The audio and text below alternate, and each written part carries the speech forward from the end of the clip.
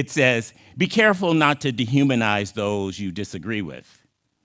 In our self-righteousness, we can become the very things we criticize in others and not even know it. So be kind. So I'm inviting you to take that into this election season. No matter what side of the aisle you are on, take love into it. But every day the question comes for us is, will we operate by love or will we just react to life? Love calls us to choose the way that the divine has given for us, not living by reaction, but living by intention. So as you enter the election season, pray, yes, absolutely. Meditate, yes. And influence others to do good things. Of course we do that. But we never become angry and fight for justice in a way that is angry. We spread love, and you can change the world through love. We shouldn't use the creative process just to get what we want in life. We are using and losing the power of the divine love if we only use it to just get what we want, but not find ourselves motivated by the love that the ultimate gives us. And I am convinced that if we get in line with the motivation of love in the Spirit, our life becomes clearer and we have the power to achieve what we're doing. We get in tune with the divine, and that is that we are motivated by love. Often people ask me, I'm really not sure what God's will is for my life. And I would just encourage them to just get in tune with love and you'll find your way. Because if we're lost, we're often looking for the outcome, reacting to the world, what others tell us we should do, how we should feel, how we should think, rather than understanding what motivates each one of us. When we let love lead us, it will happen. Now, James's story, if you know anything about this guy who ended up writing 3 books and having a movie written about him, but that's not how this story started. James worked in software for a while, but became a street musician in the UK. He then progressed to drug use, including heroin, and he became addicted. So he writes about how people end up on the street. And he says all of those stories differ. Everyone gets there different ways. But he says there are some things that he discovered that are similarities. He writes that the problem often goes all the way back to your childhood, and it went back to his. He said, I grew up and I felt rootless. He grew up with 2 parents who were very industrious people, but he said, I felt rootless. And he says often it's drugs and alcohol use that drive people living into the streets. He said, but when you trace it back to their childhood, often people are living on the streets and simply because of, as he put it, loneliness, that he was lonely. He writes, living on the street strips you of your dignity, your identity, your everything. Worst of all, people treat you as a non-person. And he draws the comparison to when the cat Bob was with him.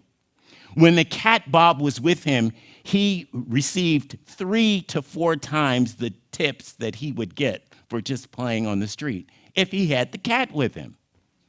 He said it humanized them. And although he had a job, he was discharged from the job when they discovered that he was homeless. He writes, when you are homeless, you have very little chance. He writes, yes, my drug addiction was associated with feeling lonely. And I think that's what is powerful about community when you have a place like CSA or other faith communities, is that you never really have to be alone. You don't have to be lonely because we live together in community. Just like family, getting on each other's nerves, but just like family. Fortunately, he says some people cared about him, and these people that cared about him cleaned him up, got him on methadone, got him in transitional living. And he says, but then he meets Bob, the cat, the ginger cat. He writes, each of us is given second chances every day of our lives. And my question to you is, Today is your second chance. Are you going to take it? So James meets Bob, and he falls in love with this ginger cat. And I have to say it that he fell in love with the cat because this cat and his love for this cat transformed this individual. He writes, "The last thing I needed right now was an extra responsibility for a cat. I was a failed musician and recovering drug addict living from a hand-to-mouth existence in a temporary sheltered situation. Taking responsibility for myself was hard enough. So I ask again, what does love have to do with it? Everything. Everything. It will transform your life. Love points the way, and the law makes it possible." He writes, "I don't know why, but the responsibility of having him, Bob, to look after galvanized me a little bit. I felt like I had an extra purpose in life, something positive to do, someone or something to love as much as I loved myself."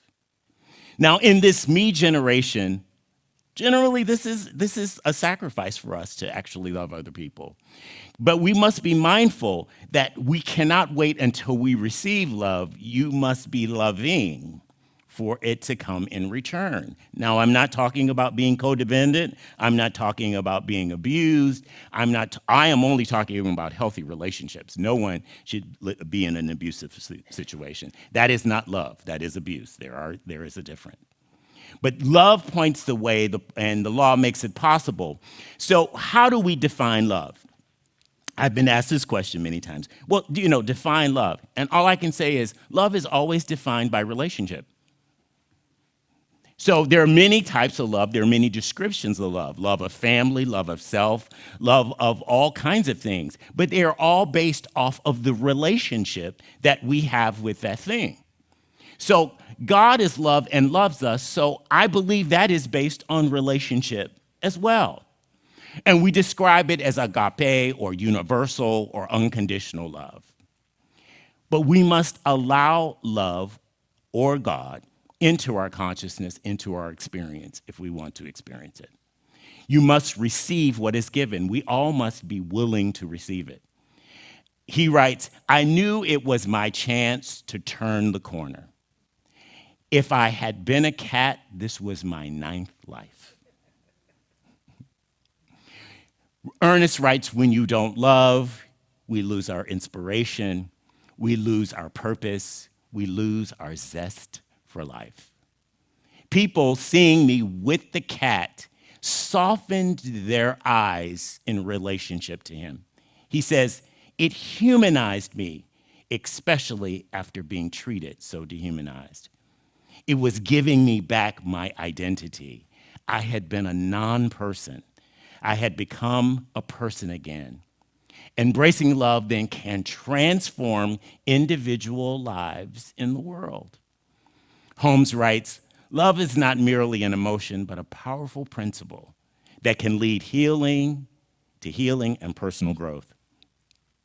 But we must align ourselves with that love to help individuals and to transform society as a whole." Ernest writes, "It takes mental discipline and spiritual practice by which to learn the power of love. We cultivate a mindset that allows us to approach every avenue and everything in our life, creating harmony and abundance because we're motivated by love.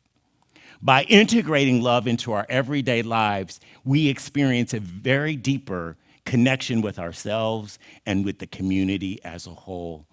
And we experience God in the midst of community." Ernest writes in Can We Talk to God? "If we make ourselves receptive to love, we become lovable. To the degree that we embody love, we are love. This is why people who love are loved." And in the textbook, love is the grandest healing, drawing power on earth. It is the very reason for our being. And this explains why people should have something or someone to love. The life that has not loved has not truly lived. Love, he writes, is the sole impulse in creation. It is love that makes creation possible. A person who does not consider love, he writes, the most significant incentive in life hasn't really developed their creative instinct.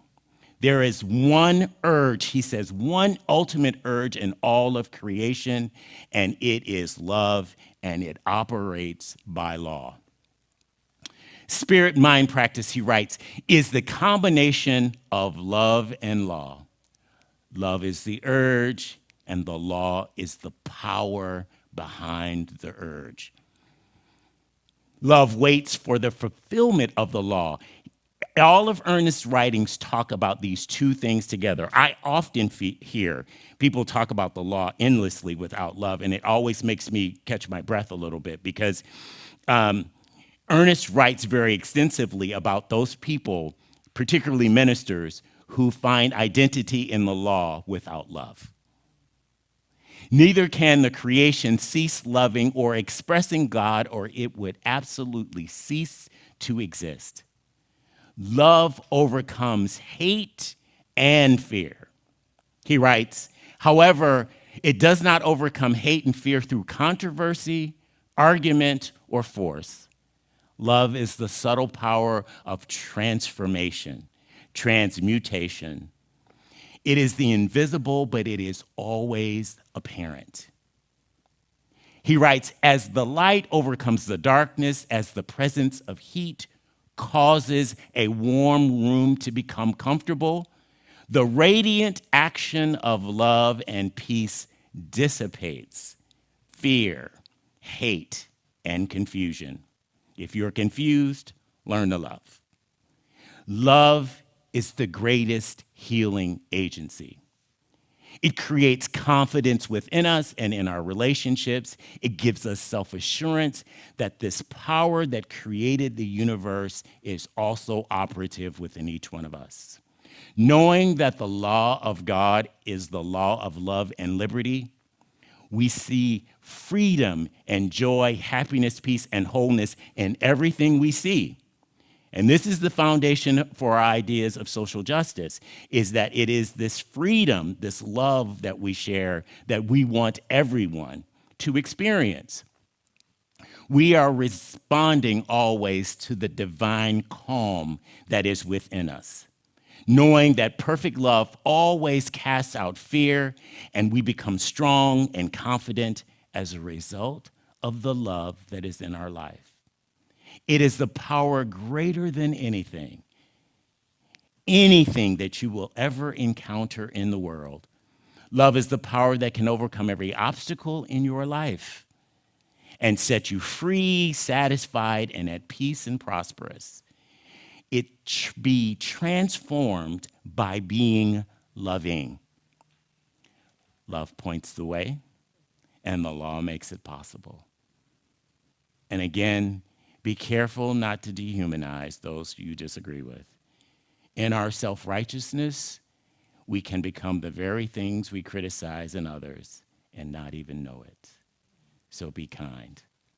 Love points the way, and the law makes it possible. And so it is.